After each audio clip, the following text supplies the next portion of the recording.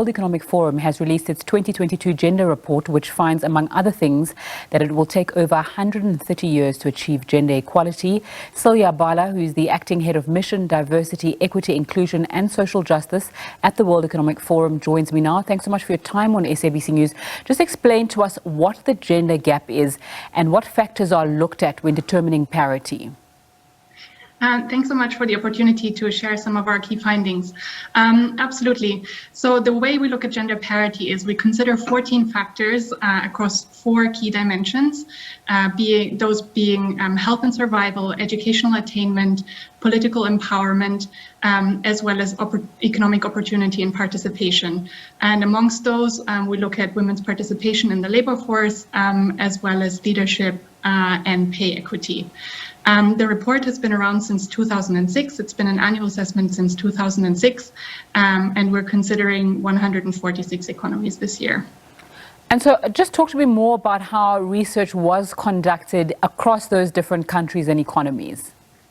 Absolutely. So the data that we're using comes from international organizations, including the International Labour Organization, as well as UNESCO and the World Bank. We also draw on some of our own data through the Executive Opinion Survey, as well as working with data partners for some of our data deep dives, which this year were LinkedIn, Coursera, Hologic, and Willis Towers Watson. Mm-hmm. Just talk to us through some of the key findings from that 2022 report.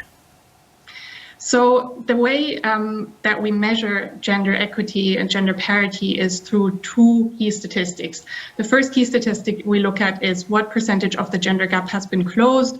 And the second key statistic is the rate of progress. So we look at the number of years that it will still take to get to 100%. Mm-hmm. And in terms of those 2 key statistics, what we're finding this year is that globally, the gender gap has been closed by just over 68%. And as you mentioned previously, it will take still 132 years to fully close this gender gap. And I think the context for this is quite important in that we saw a major setback with the beginning of the COVID crisis. And we actually saw a generational loss in gender parity between 2020 and 2021, which set us back by an entire generation, moving the time to close the gender gap from 100 years to 136 years. So those 132 years this year represent a small improvement, but we're still quite far away from recovering this generational loss. One of the findings that I found interesting was that no country in the world has reached full gender parity. So there's no equality between the genders, but there's a trend among the top 10 economies. If you can just talk us through that. So the top country this year is Iceland, and as you say, even Iceland is still some way away from reaching full gender parity, but it is the only country that has a score over 90% this year. The top 10 in general represent a wide regional mix. So we have 6 countries from Europe in the top 10. We have 1 country from Latin America, 1 country from the East Asian Pacific region, and 2 countries from Sub-Saharan Africa, those being Rwanda and Namibia. And it becomes quite clear what makes these countries stand out if you look at progress across the 4 dimensions of gender parity that I mentioned earlier. So globally, the gender gaps have been fairly closed at the health and survival level, as well as far as educational attainment is concerned, where the overall score are in the mid-90s. This is followed by economic opportunity and participation, where we have a global score of just over 60%. And finally, in terms of political empowerment, the score is stagnating at 22% only. So political empowerment globally is still a massive gap. And what we see consistently across the countries that are included in the top 10 is that they're doing very well on the political empowerment dimension. So this is a factor that makes them stand out. All right, let's come to Sub-Saharan Africa now. That's reported to have bridged over 67% of its gender gap. What does that mean in simple terms, and how does that compare to other regions? So Sub-Saharan Africa indeed is close to 68% in terms of closing the gender gap. That is the 6th highest score across the regions that we're considering. It's an improvement of over 1 percentage point compared to last year. And also, if we look at the rate of progress, that is faster than in some other regions.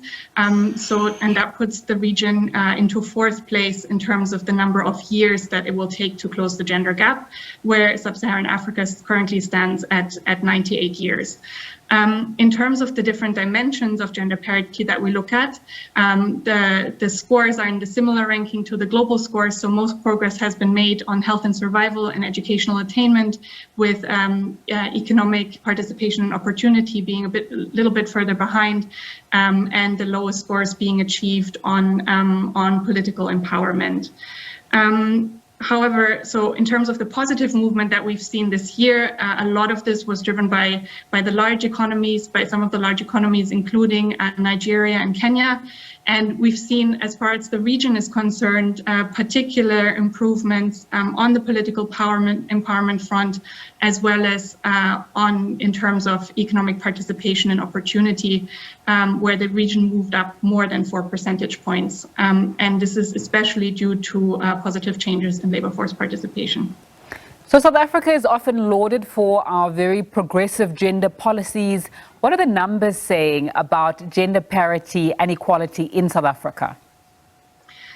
South Africa this year achieves just over 78% in terms of the gender gap closed, which puts it amongst the top 20 economies globally and the 3rd economy within the region. There were some slight setbacks on the economic participation and opportunity front.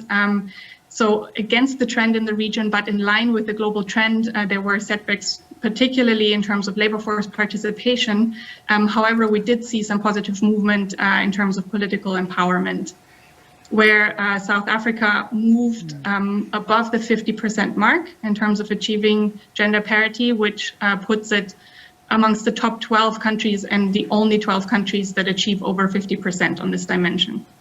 All right, and as we wrap up, did the report look at solutions to close the gender gaps faster than the envisaged 132 years?